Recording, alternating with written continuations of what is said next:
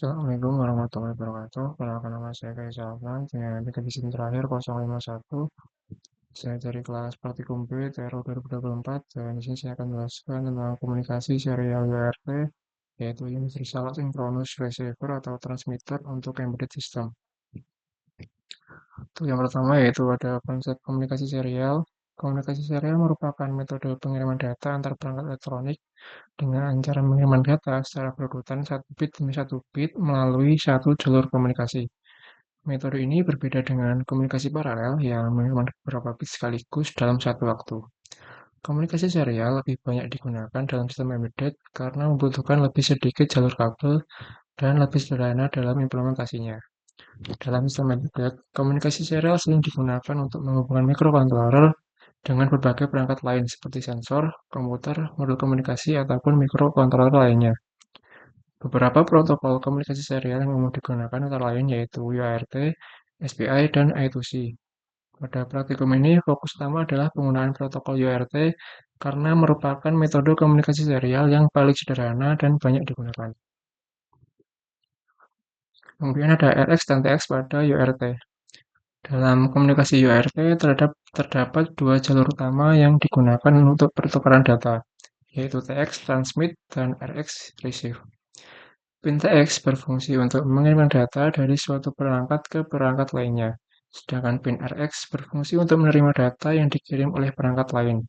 Proses komunikasi terjadi ketika data dikirim melalui jalur TX dari perangkat pengirim dan diterima melalui jalur RX pada perangkat penerima. Ketika dua mikrokontroller dihubungkan menggunakan UART, pin TX dari perangkat pertama harus dihubungkan ke pin RX pada perangkat kedua. Sebaliknya, pin TX dari perangkat kedua dihubungkan ke pin RX perangkat pertama. Selain itu, kedua perangkat juga harus memiliki koneksi ground yang sama agar referensi tegangan komunikasi tetap stabil. Kemudian ada duplex dan half duplex. Dalam komunikasi data terdapat beberapa metode berdasarkan arah aliran data, yaitu simplex, half duplex, dan full duplex. Komunikasi simplex hanya memungkinkan pengiriman data dalam satu arah saja, dari pengirim ke penerima. Sedangkan pada komunikasi half duplex, data dapat dikirim dalam dua arah, tetapi tidak dapat dilakukan secara bersamaan, sehingga perangkat harus bergantian dalam pengiriman data. Sementara itu, komunikasi full duplex memungkinkan kedua perangkat untuk mengirim dan menerima data secara bersamaan. Pada komunikasi UART, biasanya digunakan metode full duplex karena terdapat dua jalur komunikasi yaitu TX dan RX, yang memungkinkan proses pengiriman dan penerimaan data berlangsung secara simultan. Selanjutnya, di sini ada protokol untuk UART atau frame datanya. Dalam UART, data dikirim dalam bentuk frame data yang memiliki struktur tertentu agar perangkat penerima dapat memahami informasi yang dikirimkan. Struktur data ini terdiri dari beberapa bagian, yaitu start bit, data bit, parity bit, dan stop bit. Start bit menandakan bahwa proses pengiriman data akan dimulai. Setelah start bit, terdapat data bit yang berisi informasi utama yang dikirimkan. Selanjutnya terdapat parity bit yang berfungsi sebagai metode sederhana untuk mendeteksi kesalahan selama proses transmisi data. Terakhir terdapat stop bit yang menandakan bahwa proses pengiriman satu frame data telah selesai. Kemudian ada parameter konfigurasi dari UART. Nah, agar komunikasi UART dapat berjalan dengan baik, beberapa parameter konfigurasi harus diatur dengan benar pada kedua perangkat yang berkomunikasi. Parameter yang paling penting adalah baud rate, yang menentukan kecepatan pengiriman data dalam satuan bit per detik. Selain baud rate, terdapat juga parameter lain seperti jumlah data bit, parity bit, dan stop bit. Semua parameter tersebut harus memiliki konfigurasi yang sama antara perangkat pengirim dan penerima.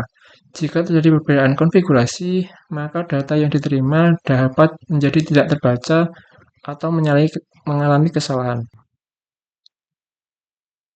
Kemudian ada baud rate. Baud rate merupakan ukuran kecepatan pengiriman data dalam komunikasi serial yang biasanya dinyatakan dalam satuan bit per detik atau bps. Nilai baud rate menentukan seberapa cepat data dapat dikirim dari satu perangkat ke perangkat lainnya.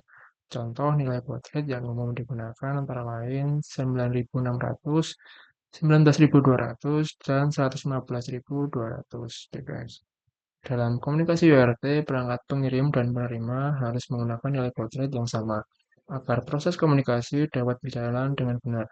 Jika baud rate tidak sesuai, maka perangkat penerima akan membaca data dengan timing yang berbeda sehingga data yang diterima menjadi rusak atau tidak terbaca dengan baik. Kemudian UART pada STM32. STM32 merupakan mikrokontroler berbasis ARM Cortex M3 yang banyak digunakan dalam sistem embedded karena memiliki performa yang baik serta fitur komunikasi yang lengkap. Mikrokontroler ini memiliki beberapa modul komunikasi serial seperti USART1, USART2, USART3 yang dapat digunakan untuk komunikasi UART. Melalui modul USART tersebut, STM32 dapat mengirim dan menerima data melalui pin TX dan RX. Konfigurasi UART pada STM32 biasanya meliputi pengaturan baud rate, jumlah data bit, per-try, dan stop bit. Setelah konfigurasi dilakukan, mikrokontroler dapat digunakan untuk berkomunikasi dengan perangkat lain seperti komputer, sensor, maupun mikrokontroler lainnya. Dan untuk UART pada ESP32, ESP32 merupakan mikrokontroler yang sangat populer dalam pengembangan sistem embedded dan IoT karena memiliki fitur komunikasi yang lengkap seperti Wi-Fi, Bluetooth, dan beberapa port UART. UART pada ESP32 dapat digunakan untuk komunikasi serial dengan perangkat lain seperti sensor, komputer, maupun mikrokontroler lainnya. Penggunaan UART pada ESP32 biasa dilakukan melalui pemrograman menggunakan framework Arduino atau ESP-IDF. Melalui program tersebut, pengguna dapat mengatur berbagai parameter komunikasi seperti baud rate, data byte, per-try, dan stop bit, sehingga komunikasi serial dapat berjalan dengan baik. Selanjutnya adalah komunikasi antar MCU. Komunikasi antara mikrokontroler atau antar MCU merupakan salah satu metode yang digunakan untuk membangun sistem elektronik yang lebih kompleks dan terintegrasi. Dalam komunikasi ini, dua atau lebih mikrokontroler saling bertukar data untuk menjalankan fungsi tertentu dalam sistem. Salah satu metode komunikasi yang sering digunakan untuk komunikasi antar MCU adalah UART, karena implementasinya yang sederhana dan hanya memerlukan dua jalur utama, yaitu TX dan RX. Pada sistem komunikasi antar MCU menggunakan UART, pin TX dari mikrokontroler pertama dihubungkan dengan pin RX pada mikrokontroler kedua. Sebaliknya, pin TX pada mikrokontroler kedua dihubungkan dengan pin RX pada mikrokontroler pertama. Dengan konfigurasi ini, kedua mikrokontroler dapat saling mengirim dan menerima data secara serial.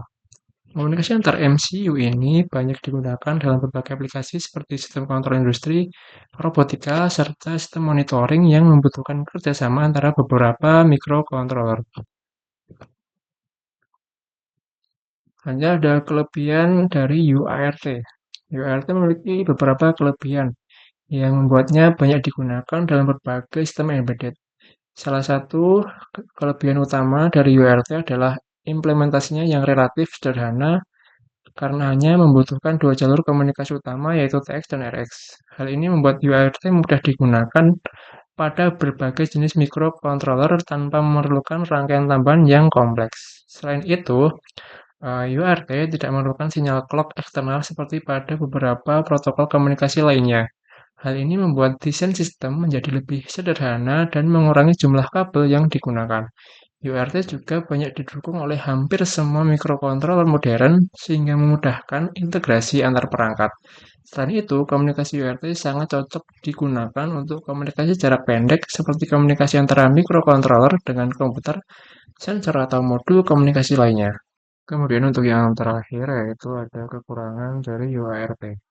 Meskipun memiliki banyak kelebihan, komunikasi UART juga memiliki beberapa keterbatasan. Salah satu kekurangan utama dari UART adalah kecepatan transmisinya yang relatif lebih rendah dibandingkan dengan beberapa protokol komunikasi serial lainnya seperti SPI. Hal ini membuat UART kurang cocok digunakan untuk aplikasi yang membutuhkan transfer data dalam jumlah besar dengan kecepatan tinggi. Selain itu, UART biasanya hanya digunakan untuk komunikasi antara dua perangkat saja sehingga kurang fleksibel jika digunakan pada sistem dengan banyak perangkat yang harus saling terhubung. Jarak komunikasi UART juga relatif terbatas karena semakin panjang kabel yang digunakan, maka kemungkinan terjadinya gangguan sinyal akan semakin besar. Oleh karena itu, dalam perancangan sistem embedded, pemilihan metode komunikasi harus sesuai dengan kebutuhan sistem agar dapat bekerja secara optimal. Ya, di sini saya akan menjelaskan untuk codingan dari percobaan yang pertama, yaitu UART menggunakan STM32. Dan di sini ada codingnya seperti ini. Yang pertama adalah void setup. Bagian ini program dijalankan satu kali ketika microcontroller pertama kali dinyalakan. Pada bagian ini dilakukan inisialisasi komunikasi serial menggunakan serial begin ini sehingga microcontroller dapat berkomunikasi melalui UART dengan baud rate yaitu 115.200 bps. Setelah itu diberikan jeda delay selama 2 detik menggunakan delay dalam kurung 2000 agar sistem dapat siap sebelum mulai mengirim data. Kemudian program menambahkan pesan awal ke serial monitor untuk menandakan bahwa program sudah berjalan. Kemudian ada bagian void loop. Ini merupakan bagian utama dari program yang akan dijalankan secara terus-menerus selama microcontroller aktif. Pada bagian ini, program akan mengirimkan pesan yaitu hello world setiap 1 detik menggunakan bantuan fungsi yaitu if untuk menghitung waktu. Selain itu, program juga terus memeriksa apakah ada data yang masuk melalui komunikasi serial sehingga microcontroller tersebut dapat memproses data tersebut. Kemudian yang terakhir di bagian bawah sini, perintah if digunakan untuk menjalankan suatu perintah jika kondisi tertentu terpenuhi. Pada program ini, percobaan pertama digunakan untuk mengecek apakah sudah lewat 1 detik sehingga pesan hello world bisa dikirim kembali. Percobaan kedua digunakan untuk mengecek apakah ada data yang masuk melalui serial. Jika ada data yang diterima, maka data tersebut akan langsung dibaca dan dikirim kembali sehingga berfungsi sebagai echo untuk menguji komunikasi UART. Oke, ini adalah percobaan pertama yaitu serial UART ya, mengkonverter dari USB ke serial UART dengan menggunakan driver FTDI 232. Ini fungsinya adalah untuk mengkonverter USB ke serial UART. Nah, untuk programnya itu ada void setup dan void loop. Di mana void setup ini ada define awal, serial begin untuk baud rate yaitu 11.052.000.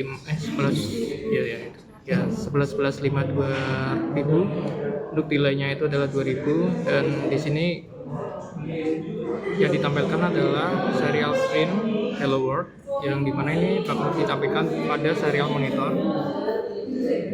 Nah, untuk void loop adalah atau program yang pengulangan jika terpenuhi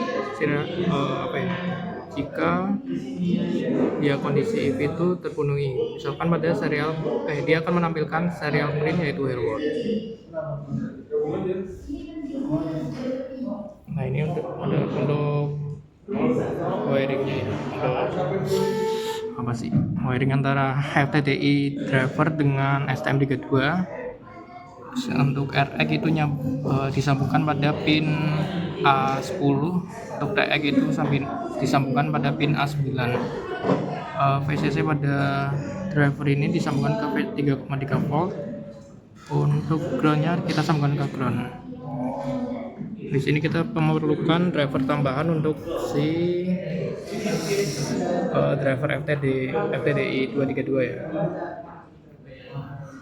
Di sini saya menjelaskan program untuk UART pada SP32. Pada bagian void setup, program dijalankan 1 kali saat pertama kali USB dinyalakan. Di sini program dimulai atau memulai komunikasi serial menggunakan serial begin agar DSP bisa berkomunikasi melalui UART dengan baud rate yaitu 115.200. Setelah itu, program menunggu sampai serial monitor terhubung dengan batas waktu maksimal 5 detik, supaya pesan awal yang dikirim tidak terlewat. Kemudian, program memberikan jeda sekitar 2 detik agar sistem sudah benar-benar siap. Setelah itu, ESP32 menambahkan pesan awal ke serial monitor yaitu program 1 UART code ESP32 dan Hello World sebagai tanda bahwa program sudah berjalan dengan baik. Kemudian untuk void loop, program akan berjalan terus-menerus selama ESP32 masih aktif. Di bagian ini, program akan mengirimkan pesan Hello World setiap 1 detik.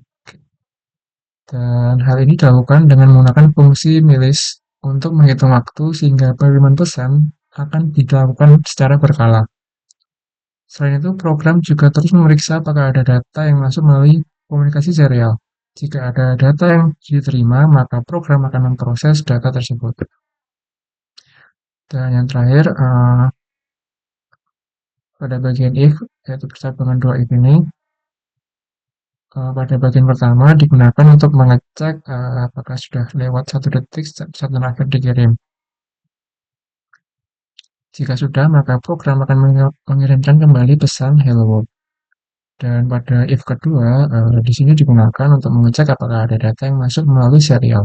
Jika ada, maka data tersebut akan dibaca dan langsung dikirim kembali.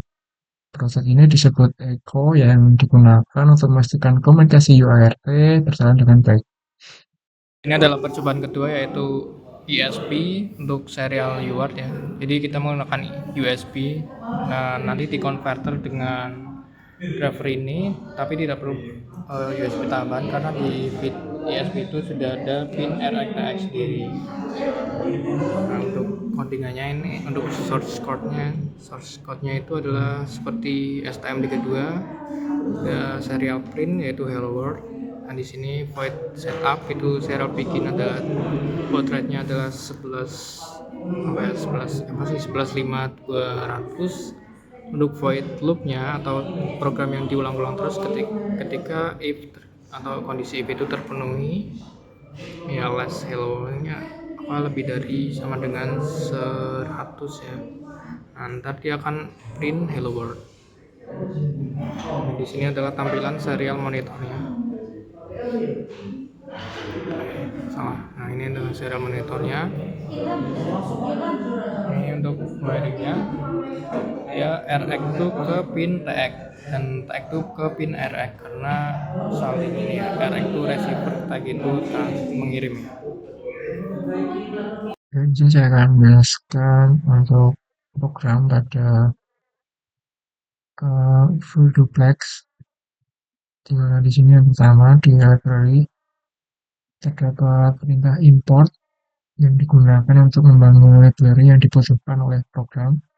Di sini ada beberapa import, yaitu yang pertama ada import serial yang digunakan untuk melakukan komunikasi serial antara komputer dengan microcontroller STM32. Kemudian ada library import tkinter.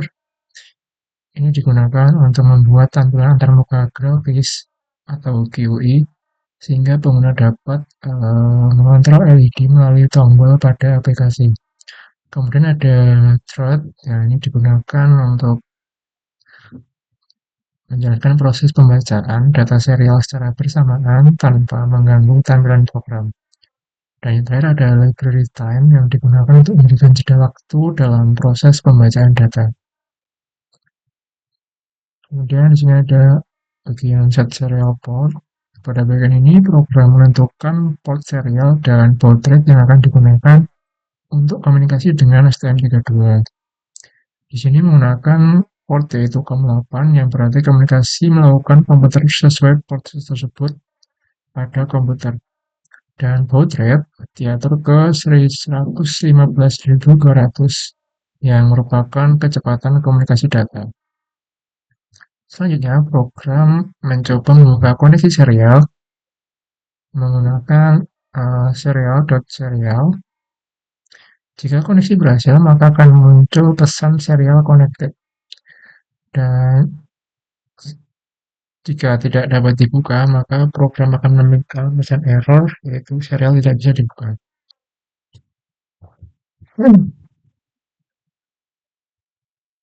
Dan program pun akan dihentikan. Kemudian di sini ada fungsi kontrol untuk LED. Bagian ini berisi beberapa fungsi yang digunakan untuk mengontrol LED pada STM32 melalui komunikasi serial. Setiap fungsi akan mengirimkan karakter tertentu menggunakan share write, share.write ke microcontroller. Misal fungsi LED1 on akan mengirim karakter A untuk menyalakan LED1. Sedangkan LED1 off mengirim karakter 1 untuk mematikan LED1.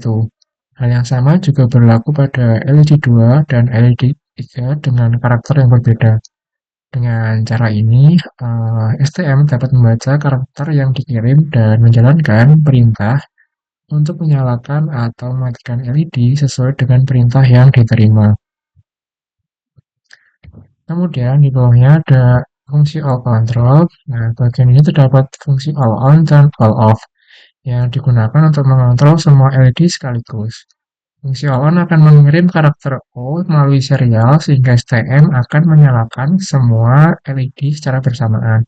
Sedangkan fungsi all off akan mengirim karakter F untuk mematikan semua LED sekaligus. Fitur ini memudahkan pengguna untuk mengontrol LED tanpa harus menekan tombol satu persatu. Kemudian ada bagian sini codingan ini yang digunakan untuk membaca data serial. Bagian ini berfungsi fungsi read serial, read underscore serial yang digunakan untuk membaca data yang dikirim dari STM32 ke komputer. Fungsi ini terus berjalan terus-menerus menggunakan perulangan while true. Program akan mengecek apakah ada data yang masuk melalui serial menggunakan share in waiting. Ya, share in waiting. Nah, jika terdapat data yang diterima, maka data tersebut akan dibaca menggunakan share.readline, lalu diubah menjadi teks. Data yang diterima kemudian ditampilkan di terminal sebagai debug. Selain itu, program juga akan mengecek isi data yang diterima. Jika STM mengirim teks PB1, nih, maka tampilan aplikasi akan menunjukkan bahwa push button 1 ditekan. Jika yang diterima adalah PB2 ini, maka tampilan akan berubah menjadi push button 2 ditekan. Kemudian untuk tampilan dari interface-nya atau GUI-nya, nah di bagian program untuk user interface ini digunakan untuk membuat tampilan antarmuka grafis menggunakan Tkinter. Program membuat jendela utama dengan judul STM32 LED Control Panel, serta menentukan ukuran jendela. Setelah itu, program menambahkan judul serta beberapa tombol untuk mengontrol LED. Di sini terdapat tombol untuk menyalakan dan mematikan LED1, LED2, LED3, dan all on serta all off untuk mengatur atau mengontrol semua LED sekaligus. Nah, pada bagian bawah terdapat tampilan pada atau label yang digunakan untuk menampilkan status push button dari STM32, sehingga pengguna dapat mengetahui ketika tombol pada perangkat ditekan. Kemudian yang terakhir yaitu bagian thread pembacaan serial. Pada bagian ini, program membuat sebuah thread yang menjalankan fungsi read underscore serial. Penggunaan thread bertujuan agar proses pembacaan data serial dapat berjalan secara terus-menerus tanpa mengganggu jalannya tampilan GUI. Dengan cara ini, program tetap dapat menerima data dari STM32 meskipun pengguna sedang menekan tombol pada aplikasi. Oh ya, satu lagi, pada bagian root main loop ini digunakan untuk menjalankan aplikasi GUI yang telah dibuat. Fungsi ini membuat jendela aplikasi tetap aktif sehingga pengguna dapat berinteraksi dengan tombol, kontrol LED, dan melihat status push button secara langsung selama program berjalan. Ini adalah percobaan keempat yaitu ESP to STM to ESP dengan 3 LED ya. Ini programnya. Dan ini adalah wiringnya. Kondisi awal LED hack. Nah, inilah UI-nya ya atau interface-nya. Ketika LED satu dipencet maka ini on ya, sorry, kita di off kan maka LED satu akan off. Nah, ketika dinyalakan dia akan menyala kembali. Apa ini? Dia akan menyala kembali ke LED 3. Mati, nyalakan, akan menyala. Ini untuk programnya ya. Ini library, terus ya begitulah. Udah sih.